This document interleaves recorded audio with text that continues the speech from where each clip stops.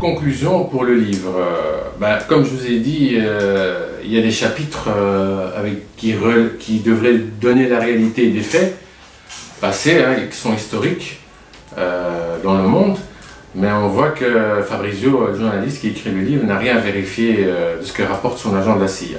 Donc je vous dis dans cette conclusion que Simon c'est un agent de la CIA qui raconte son histoire, sa biographie à journaliste, et qu'il a convaincu le journaliste Fabrizio, qui est un journaliste qui est connu en Italie, d'écrire ce livre. Mais en fait, on voit bien que quand on s'interroge, qu'on va sur Google, qu'on cherche un peu, par exemple, la mission d'Israël à Bruxelles pour tuer un ingénieur qui invente un canon, longue portée pour les Irakiens. Donc là, on voit bien que dans la réalité, ça ne correspond pas à ce qui est écrit dans le livre.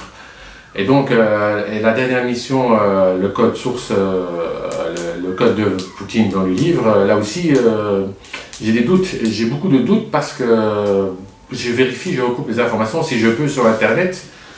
Et c'est vraiment, il y a des choses qui ne tiennent pas la route, comme je l'ai dit dans le dernier chapitre, le code de Poutine. On a affaire à un fonctionnaire de l'État du FSB, un fonctionnaire qui travaille, qui est membre du Conseil de coordination pour la garantie, et ça devient à la fin dans le chapitre du livre Conseil de coordination pour assurer la sécurité des structures et de la cryptographie. Franchement, je ne sais pas, le journaliste, je pense qu'il a été intoxiqué par un faux espion. Peut-être que c'est même pas un espion ou un vrai espion, mais toujours est-il que, je ne sais pas, c'est bizarre. Pour moi, j'y crois pas trop. Et puis pour les détails que Simon, l'agent de la CIA, donne dans les livres, ils sont sans intérêt. Parce que franchement, on va sur le moteur de recherche, on apprend plus qu'en lisant le livre. C'est vrai que pour un profane qui n'a pas l'habitude de lire des livres sur les services secrets, sur les faits historiques passés dans le monde, il va dire waouh, super, on a un agent de la CIA qui raconte des histoires, mais ces histoires à dormir debout dans le livre. C'est pas à dormir debout, mais ça manque de précision. Et en fait, quand on écrit un livre, il faut donner plus de précision dans le livre que dans la réalité. Et là, on n'a pas ça. Et quand je recoupe les informations dans la réalité, ça ne correspond pas dans le livre. Il y a plus de texte dans la réalité que dans le livre. Donc je ne vois vraiment pas l'intérêt. Si je voulais faire une intoxication, il suffirait que j'aille voir un journaliste, comme il fait Simon, lui donner des informations comme il fait Simon, mais je donnerai ce que j'ai lu sur Internet. Donc les détails ils sont plus intéressants sur Internet que dans le livre. Voilà, donc par exemple, dans l'histoire de la DGSE, quand j'ai dit que la DGSE couvrait une opération de la CIA pour un meurtre qui a été commis sur un pont à Paris, là aussi, quand je regarde des informations sur Internet, je vois que le meurtrier ne correspond pas, il n'y a pas de témoin dans la réalité en disant, voilà, on avait deux skinheads américains, des balaises, des militaires 1m90, baraqués, qui auraient poussé Mustapha dans le canal.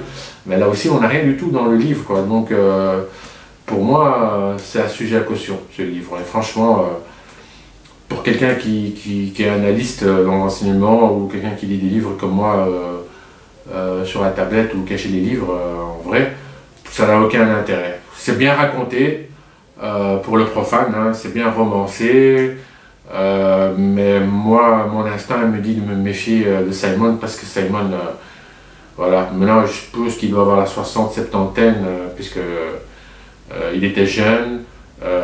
Voilà, donc je ne sais pas quel est le but de ce livre, pour vendre un livre, je ne sais pas. Mais de toute façon, voilà, je vous ai dit la vérité.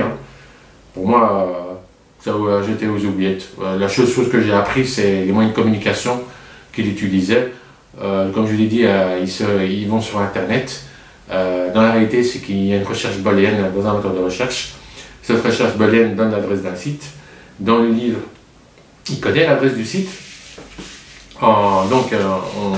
Il explique qu'il coche des cases et que ces cases affichent une image, que cette image il la télécharge et qu'en fait c'est la stégonographie. Donc en décryptant, il a son code de rendez-vous.